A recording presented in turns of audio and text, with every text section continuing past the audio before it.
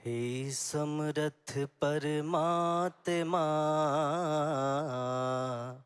हे निर्गुण निरंकार, तू करता है जगत का, तू सबका आधार।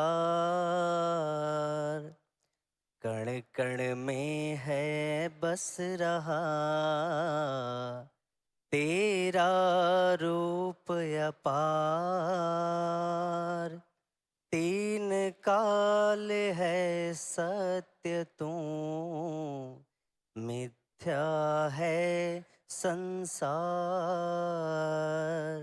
घट घट वासी हे प्रभु, अविनाशी करतार।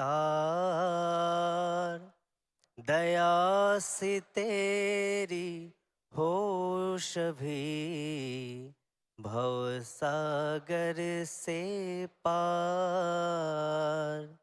निराकार साकार तू, जग के पालनहार। है बेअंत महिमा तेरी, दाता अपरंपार। परम पिता परमात्मा, सब तेरी संतान। भला करो सबका प्रभु, सबका हो कल्याण। भला करो सबका प्रभु, सबका हो कल्याण। सत्संगत जी, प्यार से कहना धन निरंकार जी।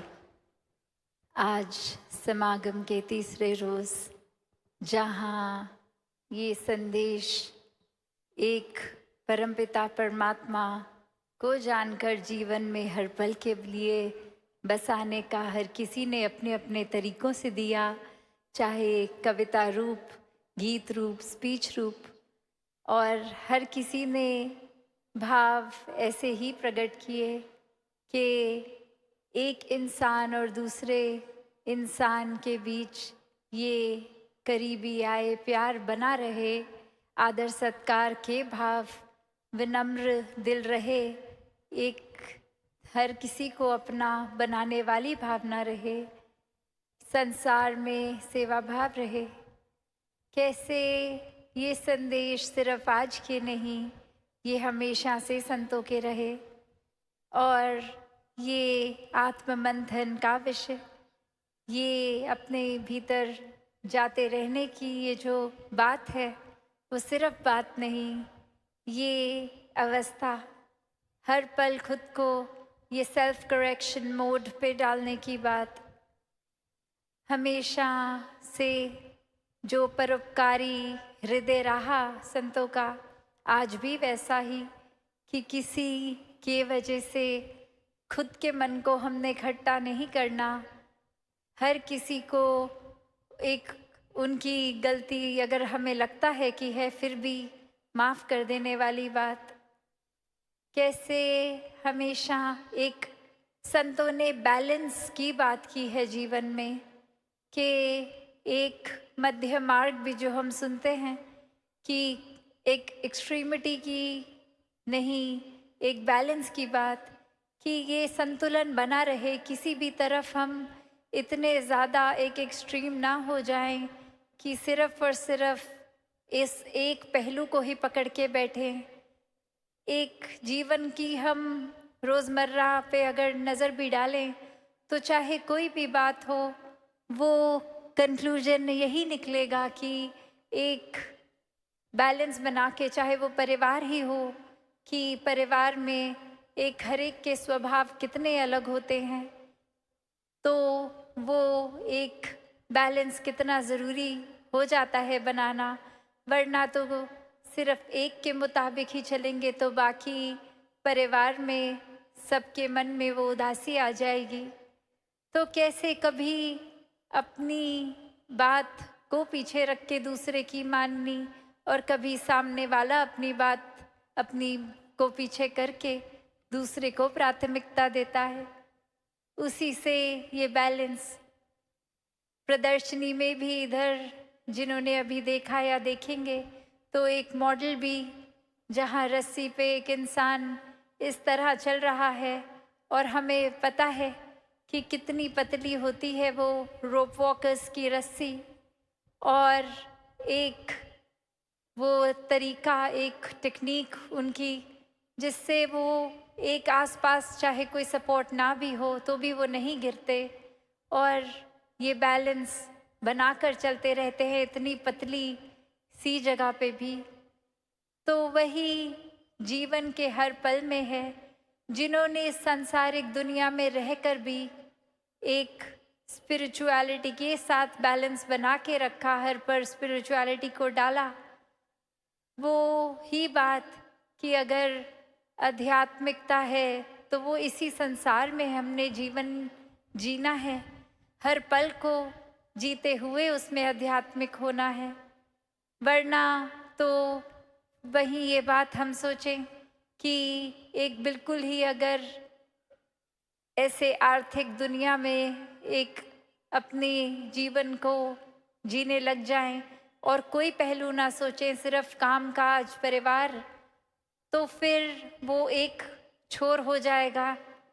और वहीं अगर सिर्फ और सिर्फ खुद को अकेला करके, चाहे घर में चाहे बाहर जंगलों में, एक उस रूप में सोचें कि अब हमें अपने कर्तव्यों का पालन नहीं करना, सिर्फ एक एकांत में होकर कुछ ये स्पिरिचुअल पहलू को ही मजबूत करना है, वो दूसरा छोर हो गया। तो ये दोनों छोर में से सही क्या? सही वही बैलेंस कि कैसे एक जीवन को जीना भी है, कर्तव्यों को भी पूरा करना है, और हर पल में कर्तव्य पूरे करते करते वो एक भाव कि ये निराकार हर पल में मौजूद है, ये एकत्व करके निराकार से फिर जैसे दासी अक्सर कहती है कि वो हर पल का काम काम नहीं, वो भी सेवा बन जाता है, क्योंकि हर पल में ही निराकार शामिल है। तो कुछ काम हम उस तरह फिर नहीं कर रहे, ना हम एक अपना वर्क कर रहे हैं, ना हम घर का पालन पोषण कर रहे हैं, क्योंकि ये याद है निराकार ने हमें सिर्फ ज़रिया बनाया है। तो हम पूरी ईमानदारी से एक पूरे भाव उस तरह रख के कि ये सेवा ही हमें दातार द्वारा दी गई परिवार का ख्याल रखने की, और उसको ही निभा रहे हैं। तो ऐसे फिर परिवारों में वो प्यार भी बना रहता है, एक दूसरे का आदर सत्कार भी हो जाता है। ये आत्ममंथन की बात भी कि कैसे जो आज हमने सत्संग तो तुरंत कर देते हैं, आईना दूसरे को तो दिखा देते हैं, पर खुद के लिए बनाया है ये आईना कि अपने आप को देखें, मन अपना संवारें। तो वैसे ही हर एक छोटा सा ही चाहे इकाई है फैमिली गिनती के मेंबर्स, फिर भी ये तालमेल बनाना कभी कभी कितना मुश्किल हो जाता है। कैसे एक दूसरे से ही साथ के कमरों में रहते हुए भी एक बातचीत बंद हो जाती है, कैसे एक आदर सम्मान खो बैठते हैं। तो ये बात कि अगर वाकई ही निराकार याद है तो हर पल में जो अभी हम राजपिता जी की विचार से प्रेम का भाव भी श्रवण कर रहे थे कि ये प्रेम की ही अपने आप में क्वालिटी है कि अगर प्रेम है तो हमारे अंदर ये निखार रूप आता रहेगा, ये मन भी दुरुस्त रहेगा। तो वही एक हर समय की खुशबू मन में रहे। ये पारिवारिक रूप तो छोटा हो गया, पर यहाँ हम संसार वासुदेव कुटुंबकम की बात करते हैं कि कैसे पूरे संसार में ही वो परिवार रूप देखा जाए, तो कैसे फिर पूरी मानवता के लिए समर्पित ये दिल हो सकता है। ये अच्छाई बुराई किसी की आंख देखती नहीं, फिर किसी की जाति पाति नहीं देखती, कोई ऊंच नीच नहीं देखती, कौन किस एड्रेस पे रहता है, कौन कितना आर्थिक रूप में किस तरह है, ये आंखें अब भेदभाव नहीं कर रही। और जहाँ भेदभाव नहीं है वहाँ दिलों में फिर नफरत भी नहीं होती। तो जीवन में ये एक रस रहते हैं संत। संत सिर्फ एक ही नज़र से हर एक को देखते हैं, और वही नज़र की बात कहाँ से आती है, ये दातार इस निराकार से, इस परमात्मा से जुड़कर आती है। वरना दिमाग पे छोड़ दें अपनी सोच पे, तो कुछ पल के लिए तो ये दिल भी शुक्रगुजार रह सकता है, पर ये अवस्था बनना 24 घंटे की, ये फिर दिमाग को, क्योंकि ये फीचर ही है दिमाग का कैरेक्टरिस्टिक कि कभी कुछ याद है कभी कुछ याद नहीं है, तो ये कभी शुक्राना करना याद रहेगा या कभी नहीं। पर जब वो अवस्था ही बन जाती है फिर वो दिमाग का काम नहीं है, वो तो फिर अपनी रग रग में ही हम वो चीज़ डाल लेते हैं, तो ये शुक्राना भाव आ जाता है। और अगर जैसे वही हम बैलेंस की बात पे फिर से जाएं, तो एक तराजू हर एक ने देखा है, कैसे वो वेइंग स्केल, दो उसके एक एरियाज जहाँ हम एक जगह एक वेट डालते हैं और दूसरी जगह देखते हैं उतने ही वज़न का जो भी सामान डालना हो, तो कैसे वो जब बैलेंस में आ जाता है, एक जितना उठा हुआ दोनों हिस्सा, तो पता लग जाता है कि हाँ अब ये भी उतने ही केजीज का हो गया है, दूसरा साइड भी। तो मन में हमारे ये एक एग्जाम्पल के तौर पे तो चीज़ पता है, पर मन के भीतर जब देखें तो ये तो आएगा कि हमें प्यार एक करना भी है, और जब रिसीव हो प्यार उसको अपने अंदर डालना भी है। पर अक्सर हम वहाँ चूक जाते हैं।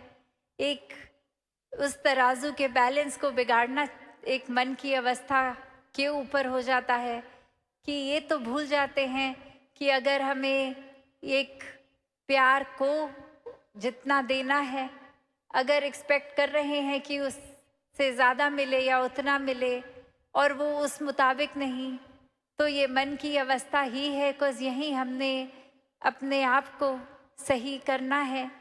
एक नज़रिया हमारा क्या है कि ये हमें ज़्यादा से ज़्यादा मिलता रहे और कितना देना है उस पे तो हम तवज्जो ही नहीं करते कि कैसे एक दे। ये कोई सौदे का तो खेल नहीं है प्यार, खैर, पर एक अगर आम भाषा में जैसे बोलते हैं कि अगर करेंगे तो मिलेगा, तो ये बात प्यार के ऊपर तो उस तरह से लागू नहीं, क्योंकि अगर हमारे वाक्य ही असली एसेंस में प्यार है तो वो उस पैमाने पे है ही नहीं कि वापस मिलेगा, क्योंकि प्यार तो वो भाव है जो सिर्फ जितना देते हैं उतना ही मन खुश रहता है। तो यहाँ एक बैलेंस की बात कि हम किस तरफ तराजू के वो नज़र डाल रहे हैं कि हम कितना दे रहे हैं उस पे या हमारे को कितना मिल रहा है उस पे। तो संतों ने तो हमेशा देने की ही बात की है। कोई सौदेबाजी, कोई शातिर मन दिमाग तो नहीं रहा संतों का, कोई फ़ायदे नुकसान की बात तो नहीं करते। तो वैसे ही अपनी मन की अवस्था को भी हमें बनाना है। कैसे इस परमात्मा का हर हाल में संतों ने शुक्र किया है, और हमेशा से एक वही कि अवस्था कुछ भी हो, जीवन में कोई भी उतार चढ़ाव हो, ये शुक्राना भाव ही बना रहे।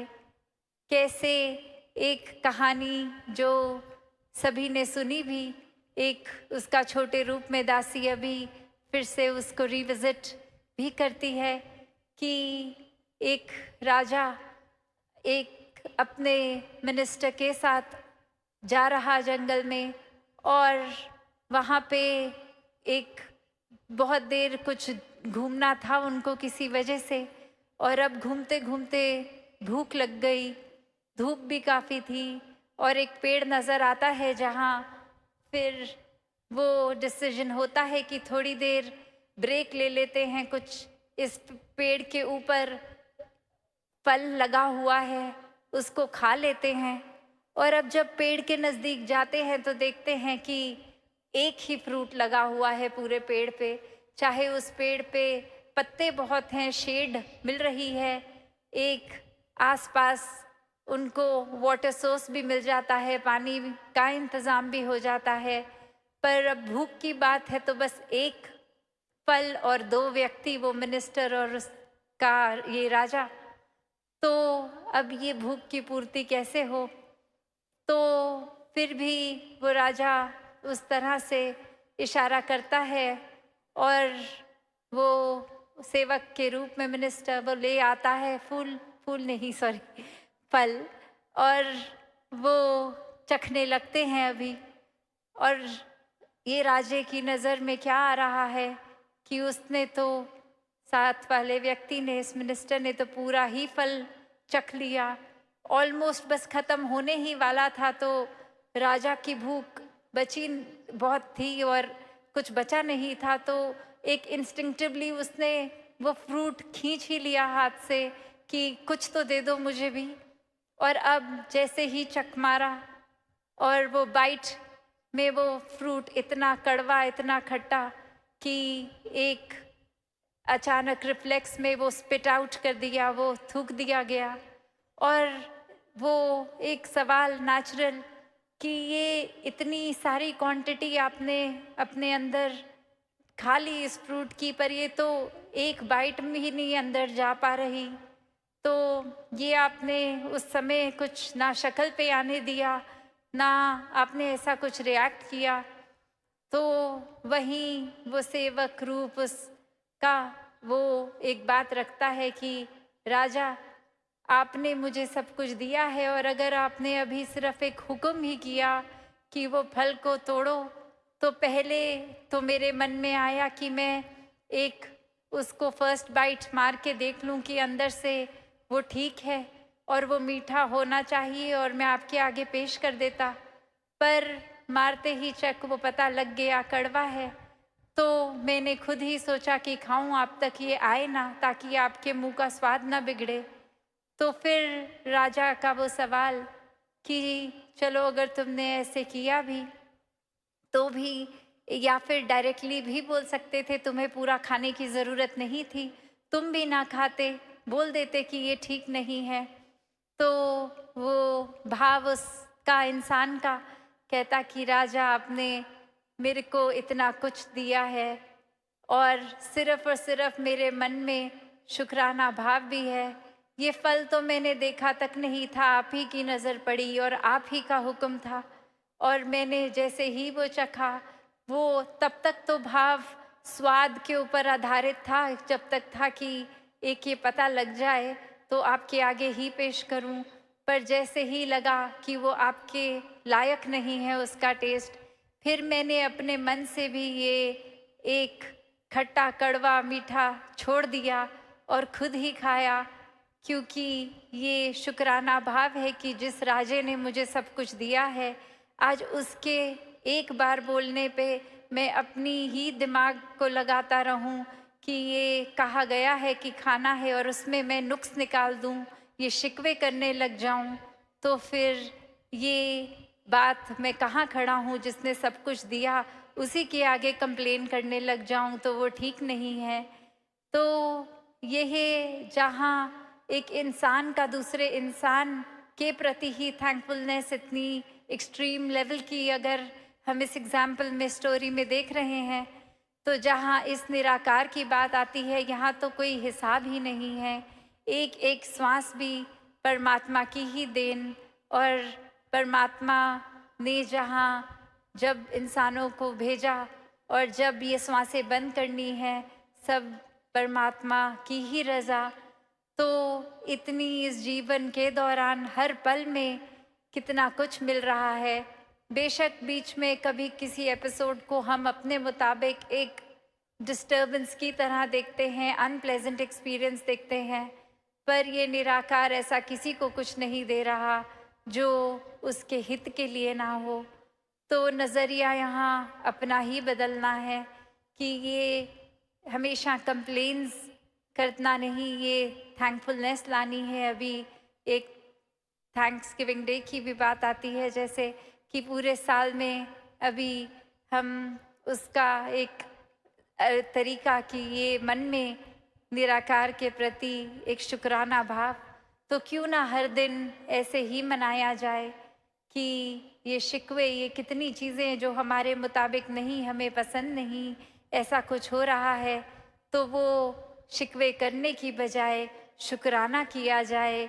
हमेशा हर पल में ये कोई नज़रिया ऐसा बना लें कि अगर कोई चीज़ हमें बुरी से बुरी भी लग रही है तो उसमें से भी कुछ अच्छा उठा लें।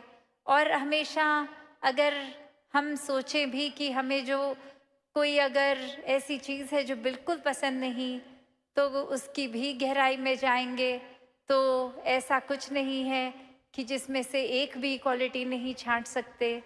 जिस तरह वो उदाहरण है कि एक बंद घड़ी भी दिन में 2 बार बिल्कुल एक्यूरेट टाइम दिखा देती है, क्योंकि वो एक एएम और पीएम में वो समय पक्का आएगा जहाँ पे वो वॉच स्टैटिक होके बंद हो गई है। तो एक कोई भी चीज़ चाहे कितनी भी बुरी हो, उसमें अच्छाई ज़रूर रहेगी। और जहाँ इंसानों की बात है, तो चाहे कईयों के स्वभाव हमारे जैसे नहीं होंगे या हमारी पसंद के मुताबिक नहीं होंगे, पर ऐसा नहीं है कि उनका स्वभाव अच्छा नहीं या स्वभाव में कुछ एक भी चीज़ अच्छी नहीं। ये हमारे नज़रिए की बात है। तो आत्ममंथन यहाँ अपने अंदर फिर एक बार इस पहलू पे भी किया जाए कि कैसे हम क्या ज़्यादा एक सिर्फ रिसीव करने में ही इंटरेस्टेड हैं या देने में भी एक मिलता ही रहे ऐसा स्वभाव बना लिया है, या देने का भी है। क्या एक बिल्कुल ही हम अपने पहलू को एक छोर की तरह पकड़ के बैठे हैं या दूसरे की भी बात सुन के उसको भी एक अकोमोडेट करते हैं अपने जीवन में, या फिर एक सिर्फ और सिर्फ नज़रिया बना लेते हैं कि ये इंसान पसंद नहीं तो इसकी कोई भी बात ठीक नहीं। तो ऐसा आत्ममंथन करें, ये सोचें, ये अपने अंदर सुधार का भाव रखें। तो ये नज़र घड़ी पे, और सभी आज 1 बजे से आए हैं और अब इतने घंटे सत्संग में भी लगातार बैठकर, तो ये आज का उस आवर्स वाइज लंबा दिन भी सबके लिए हो गया, पर फिर भी सभी संत आनंद ले रहे हैं। और आज ये भी आ रहा था ध्यान कि अक्सर वो दिमाग को वो समागम के 3 दिनों की ही आदत थी, तो ऐसा 1 सेकंड के लिए आया ध्यान कि ओ आज तीसरा दिन ख़त्म समागम इस साल का, और फिर आए नहीं अभी है 1 दिन है। और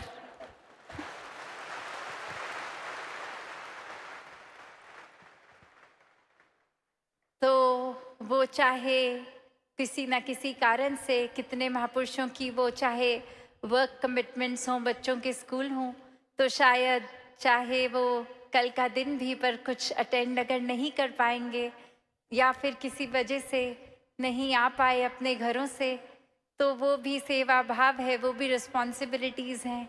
तो सभी का समागम ये एक भाव से ही है, तो चाहे पहुंच पाए या नहीं या बीच में से जाना पड़ा, सभी का समागम मुबारक है। और दासी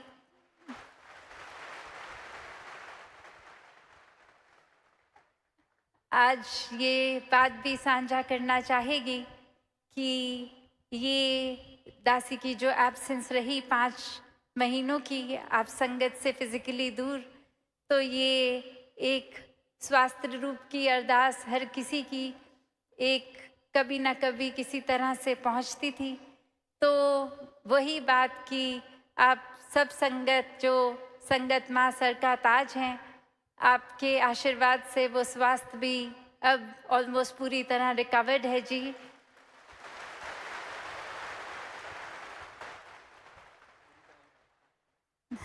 राजपिता जी यहाँ से कह रहे हैं पूरी तरह ही रिकवर्ड है, तो सद्वचन पूरी तरह ही रिकवर्ड है। तो और अधिक टाइम ना लेते हुए, जहाँ कल भी दासी को अपने मन के भाव आपके समक्ष रखने का मौका मिलेगा, इन्हीं शब्दों से आपसे आज्ञा लेगी। साथ संगत जी, धन निरंकार जी।